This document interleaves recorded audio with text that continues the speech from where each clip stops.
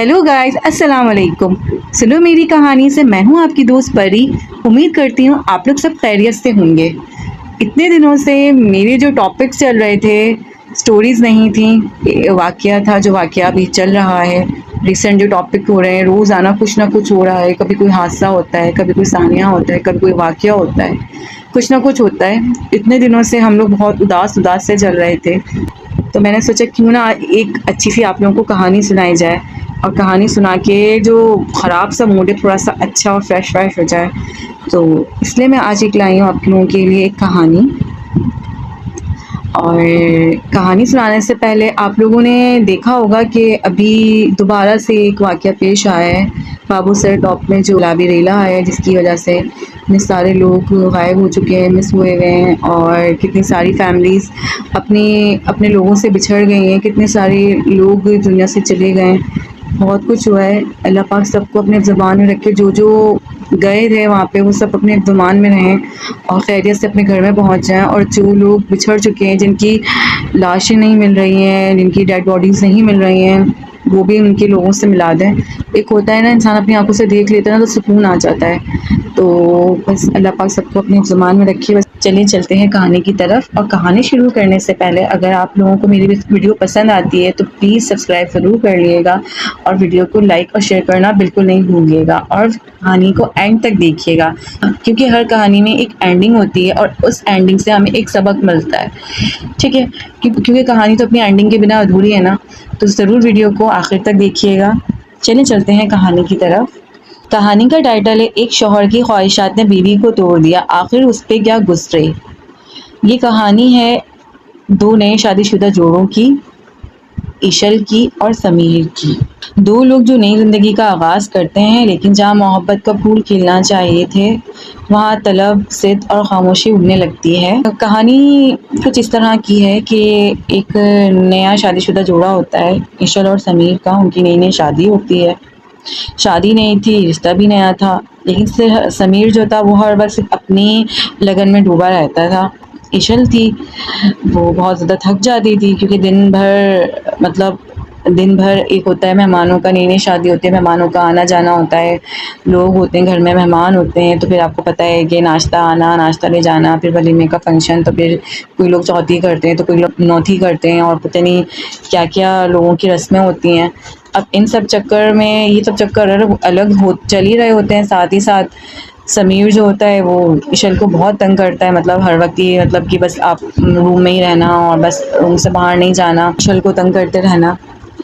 समीर की बेजा सख्तियों से और उसके बहुत ज़्यादा तंग करने से, कि एक हस्बैंड वाइफ के रिश्ते में जो तंग करना होता है, मतलब हर चीज़ इंसान को लिमिट में अच्छी लगती है, आउट ऑफ लिमिट जाके इंसान को कुछ भी अच्छा नहीं लगता।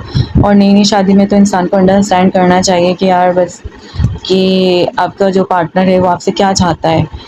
तो इस तरह से क्या नाम है, समीर का बिहेवियर होता है इशल के साथ। इस तरह से होता है कि जब हर रात आती है और इशल के लिए वो बस एक रात उसके लिए इतनी घबराहट का बाइस बन जाती है कि उसको बस चले कि वो रात कभी आई ना। हर रात उसके लिए इम्तिहान सी बन गई थी।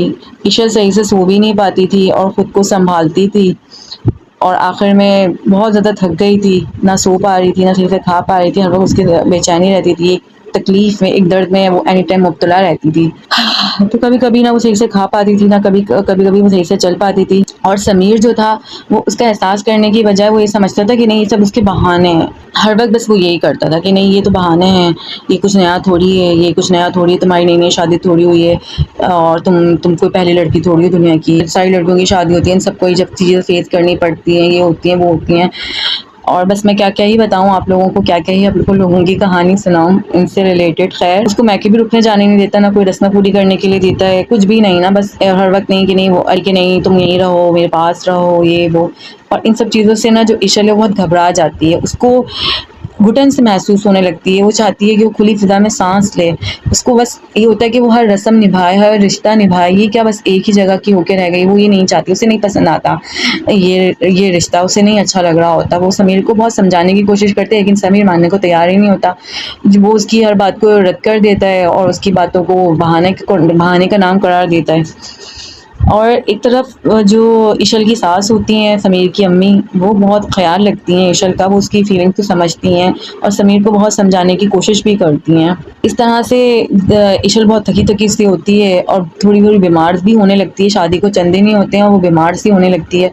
तो इशल की जो सास हैं, समीर की अम्मी बहुत परेशान हो जाती हैं। वो बोलती हैं कि बेटा तुम ऐसा करो, चंद दिन अपने मायके रुकने चले जाओ। वो समीर से लड़कर उसको मायके भेज देती हैं। वहाँ पे अरीबा मायके चली जाती है। फिर समीर को वहाँ पे भी चैन नहीं आता, बस वो उसको फ़ोन कर के बातें सुनाता है कि कोई तरीका है, तुम शौहर को छोड़ के चले गए, शौहर की इजाज़त के बिना चले गए, चाहे तुम्हें अम्मी ने कुछ भी कहा हो, तुम्हें मुझे छोड़ कर नहीं जाना चाहिए था, ये वो। इस तरह की वो बातें करके उसको बातें सुनाता है। जो इशल होती है वो उसको इग्नोर करने की कोशिश करती है कि वो सोचती है कि मैं कुछ 2-4 दिन आराम करके चली जाऊँगी, फिर जाके मुझे सब कुछ वहीं से फिक्स करना है। लेकिन आखिरकार जो समीर होता है वो उसकी बात नहीं मानता और वो अगले दिन ही वो उसको लेने के लिए आ जाता है और कहने लगता है कि मैं तुम्हें घर ले जाने के लिए आया हूँ। ना उसकी तकलीफ़ समझता है, ना उसका दर्द, सिर्फ़ अपनी ज़रूरत उसको दिखाई देती है। उसे ईश्वर को ये सिर्फ़ ये एतराज़ होता है कि समीर को मेरा ख़्याल रखना चाहिए और वो उसका ख़्याल रखने के लिए तैयार ही नहीं होता। किसी भी सूरत वो तैयार नहीं होता। उसको सिर्फ़ अपनी ही खुशी चाहिए होती है। उसे सामने वाला बंदा क्या चाहता है, उसकी क्या ज़रूरत है, उसको किसी चीज़ से कोई लेना-देना होता ही नहीं है। और जब अगर वो अपनी कोई तकलीफ़ बताना भी चाहती है, तो वो उल्टा उसको बोलता है कि नहीं, तुम बहाने बना रही हो, ये तो हर औरत का काम है, ये तो हर औरत करती है, तुम कोई नई थोड़ी हो, तुम बहाने बनाती हो, तुम मुझसे जान छुड़ाना चाहती हो। उल्टा उस पे उसको ब्लेम करना शुरू कर देता है, जिसकी वजह से ईश्वर को उसकी आदत बिल्कुल अच्छी नहीं लगती और वो समीर के साथ घुटन महसूस करना शुरू हो जाती है, जिसकी वजह से वो समीर के साथ कंटिन्यू नहीं कर पा रही होती। उसके बाद इस तरीके से उनकी ज़िंदगी गुजरना शुरू हो जाती है। शादी के 1-2 महीने गुजरते हैं। इशल माँ बनने वाली होती है, वो उसे खुशखबरी सुनाती है समीर को कि मैं माँ बनने वाली हूँ। तो समीर उल्टा खुशी का इज़हार करने की बजाय गुस्से का इज़हार करता है, नाराज़गी का इज़हार करता है और ये कहता है कि ये क्या हो गया? तो मैंने तो ये नहीं चाहा था, मेरी तो अभी ऐसी कोई ख्वाहिश नहीं थी कि तुम इतनी जल्दी बाप बनने की, मुझे तो कोई ख्वाहिश नहीं थी, मुझे तो अभी ज़िंदगी को अच्छे से गुजारना था, एंजॉय करना था, मुझे तो अभी बाप नहीं बनना था।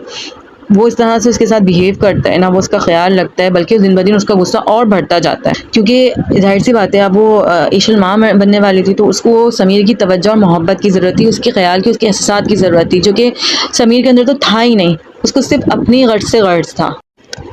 इस तरह से समीर दिन ब दिन चिड़चिड़ा होता जाता है, उसका गुस्सा बढ़ता जाता है, तो वो हर बात पे चिल्लाना शुरू हो जाता है। गुस्से में हाथ उठाने की आदत भी हो जाती है कि वो बात-बात पे कभी-कभी चमाट भी लगा दिया करता है। एक दिन ऐसा ही होता है, किसी बात पे उसकी और इशल की बहस होती है, किसी बात पे वो इशल को थप्पड़ लगा देता है, जिसकी वजह से इशल गिरती है, क्योंकि वो ऑलरेडी बहुत ज़्यादा परेशान और स्ट्रेस ले लेकर बहुत कमज़ोर हो चुकी होती है, बहुत ज़्यादा इंटरनली वीक हो चुकी होती है कि वो गिरती है। कि गिरने के बाद क्या होता है कि उसकी तबीयत ख़राब हो जाती है, उसको हॉस्पिटल लेकर जाते हैं। इशल की सास बहुत परेशान हो जाती हैं, इशल की सास और समीर उसको हॉस्पिटल लेकर जाते हैं। तो जब वो वहाँ जाते हैं तो पहुँच के वहाँ पता लगता है कि हॉस्पिटल में डॉक्टर बताती है कि इनका मिसकैरेज हो गया है, और फिर उसके बाद इतनी कॉम्प्लिकेशन होती हैं कि डॉक्टर ये भी ज़ाहिर करती हैं समीर की माँ को कि शायद इशल फ्यूचर में कभी माँ भी नहीं बन सकती, इतनी ज़्यादा कॉम्प्लिकेशंस हो जाती हैं। ये बात जब इशल को पता लगती है और इशल के घर वालों को पता लगती है, तो वो बहुत इस बात पे नाराज़ होते हैं और वो इशल को अपने साथ ले जाते हैं, अपने इशल को अपने साथ ले जाते हैं। इस बात पे समीर की अम्मी बहुत ज़्यादा गुस्सा होती हैं, बहुत नाराज़ होती हैं कि तुमने ये क्या कर दिया, और मैंने तो ऐसा नहीं सोचा था, मैंने तुम्हारी परवरिश में क्या कमी छोड़ी थी कि तुम इस तरह के दरिंदे निकले, तुमने किसी भी एक लड़की का एहसास नहीं किया। हमने एक लड़की को ब्याह कर लाते हैं, उसकी कदर करते हैं, उससे प्यार करते हैं, उससे मोहब्बत करते हैं, उसको इज़्ज़त देते हैं, उसका ख्याल करते हैं, उसका एहसास करते हैं, और तुमने इस तरह से तुमने किया।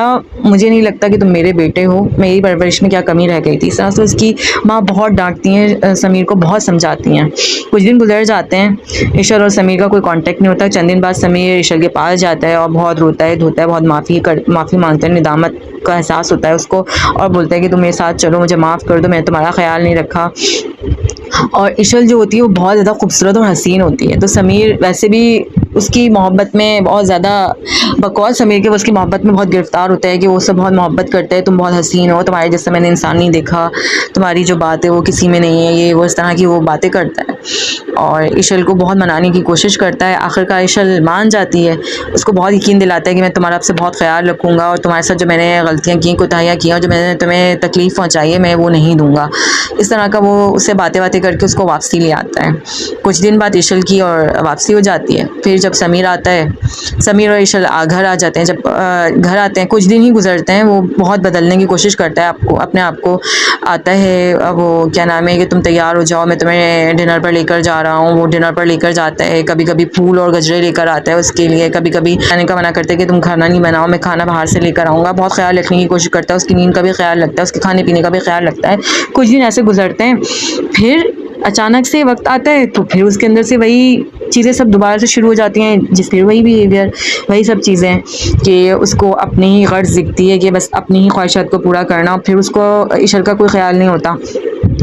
फिर इशल घबरा जाती है उससे कि ये क्या, ये सिर्फ जो ये सब चीज़ें क्या सिर्फ बहाना था, या सिर्फ चंद दिन की ये मोहब्बत थी, या सिर्फ ये दिखावा था मुझे वापसी लाने के लिए, ये था क्या। इशल परेशान हो जाती है। खैर वो चुप हो जाती है। फिर उसके बाद वक्त गुजरता है, अब तो वो सब चीज़ों की आदी हो जाती है। फिर वही समीर का गुस्सा, फिर वही उसकी बदतमीज़ी, फिर वही उसकी जज्बातीपन, बस वो ये सब कुछ बर्दाश्त कर रही होती है इशल।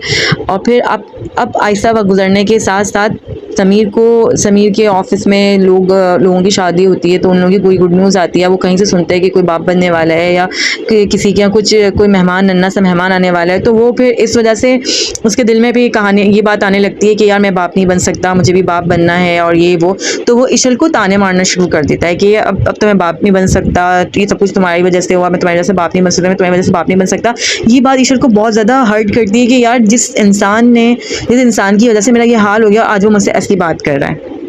इस तरह फिर इन लोगों की दोबारा से लड़ाई फड्डे स्टार्ट होते हैं, बर्दाश्त की हद ख़त्म हो जाती है। एक दिन फिर वो वक्त आ जाता है जिसका लगता है कि अब ये हो जाएगा, कि इन दोनों की लड़ाई फड्डी होती है कि तुम मुझे औलाद की नेमत नहीं दे सकती, मैं दूसरी शादी करूँगा, ये वो। और इशल बहुत गुस्से में आ जाती है, उन दोनों की लड़ाई होती है, और गुस्से में आके समीर इशल को तलाक दे देता है। समीर इशल को तलाक दे देता है, और इस तरह से इशल के पास कोई रास्ता ही नहीं बचता, उसको घर से निकलना पड़ता है, और वो रो धो कर तलाक लेकर अपने घर आ जाती है।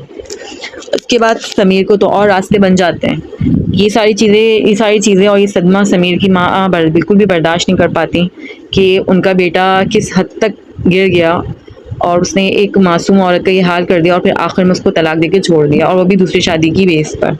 वो बहुत बीमार रहने लगती हैं, बहुत ज़्यादा डिप्रेस भी हो जाती हैं। चंद हफ्ते ही गुजरते हैं, समीर दूसरी शादी कर लेता है। नई ज़िंदगी समझ के जो उसने रास्ता चुना था, वो उसका एक और इम्तिहान बन जाता है। यानी कि समीर ने पहली वाली की इज्जत नहीं की थी, तो दूसरी वाली के साथ क्या होता है वो हम आगे आपको बताते हैं। समीर समझता है कि मैं दूसरी शादी कर लूँगा तो मेरे सारे मसले हल हो जाएंगे, लेकिन ऐसा नहीं है। हम इंसान एक चीज़ की कदर नहीं करते ना, तो फिर दूसरा भी तो आता है ना कि दुनिया मकाफाते अमल है, और हमें सब कुछ इसी दुनिया में ही मिलता है। वो जिस लड़की से शादी करता है, वो सोचता है कि उसको उसके औलाद की खुशी मिलेगी, वो उसके साथ खुश रहेगा, और जो कमियां थी इशल में वो उससे पूरी हो जाएंगी। वो ये सोचता है और बहुत खुश होता है दूसरी शादी करके। और फिर उससे चंद टाइम बाद पता लगता है कि वो एक चलाक किस्म की औरत होती है, और वो फिर उसको बताती है कि असल में तुम क्या चीज़ हो।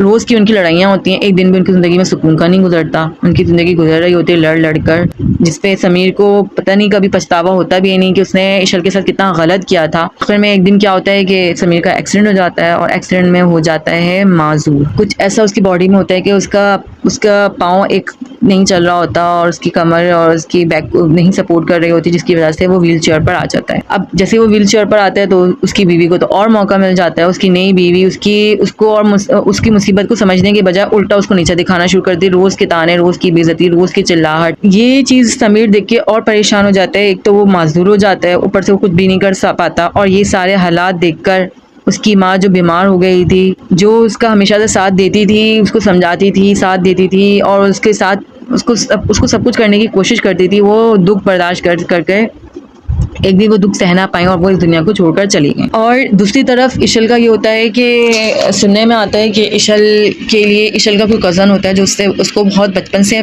पसंद करता है, लेकिन उससे शादी नहीं हो पाती कुछ वजूहात की बिना पर। आखिर में जो उसका कज़न अरबाज़ होता है वो रिश्ता लेकर भेजता है इशल के लिए, और फिर इशल के बहुत ज़्यादा ना करने के बाद आखिर में इशल मान जाती है, उन दोनों की शादी हो जाती है। इशल का अरबाज़ बहुत ख्याल रखता है, बहुत, जैसा इशल चाहती थी ना, समझ लें वो लाइफ लाइफ पार्टनर उसको मिल जाता है।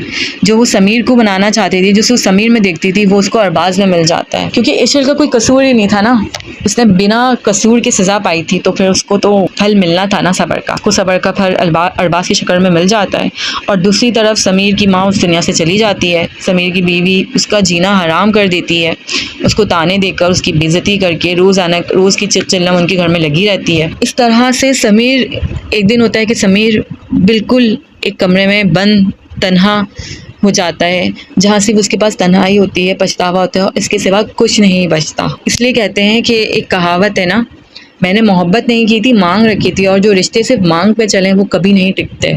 तो यही बात है समीर के लिए कि आज समीर का अंजाम भी आपके सामने है और इशल का भी अंजाम आपके सामने है। जब जो बुरा करता है, जो बुरा बोता है, वही बुरा काटता है। सही है, इसीलिए हमें चाहिए कि हम अपने रिश्तों को समझें, उनका एहतराम करें, उनको समझने की कोशिश करें, उनसे मोहब्बत करें, ना कि उनसे मांग रखें, उनसे डिमांड्स करें। उनको हम अपनी जागीरदारी ना समझें, हमें उनको समझना चाहिए, उनका एहसास करना चाहिए, रिश्तों की कदर करनी चाहिए। इसी से ही रिश्ते चलते हैं, बनते हैं और संवरते हैं। तो ये थी मेरी आज की कहानी इशल की और समीर की। उम्मीद करती हूँ आप लोगों को मेरी कहानी हमेशा की तरह पसंद आई होगी। प्लीज़ प्लीज़ मुझे फॉलो करें, मुझे सपोर्ट करें, मुझे आप लोगों की सपोर्ट की बहुत ज़रूरत है, क्योंकि जैसा कि आप लोगों को पता है कि मैं नई हूँ अभी, तो मुझे आप लोगों की सपोर्ट की बहुत ज़रूरत है। अगर आप लोगों को मेरी वीडियो पसंद आती है तो प्लीज़ लाइक और सब्सक्राइब करना बिल्कुल नहीं भूलिएगा, और बेल आइकन को प्रेस कर लीजिएगा, ताकि आप लोगों को मेरी नई स्टोरीज़ की आने वाली नोटिफिकेशन मिलती रहे। मिलती हूँ मैं फिर अपनी अगली वीडियो में। जब तक आप लोग अपना ख्याल रखिएगा, तब तक के लिए अल्लाह हाफ़िज़।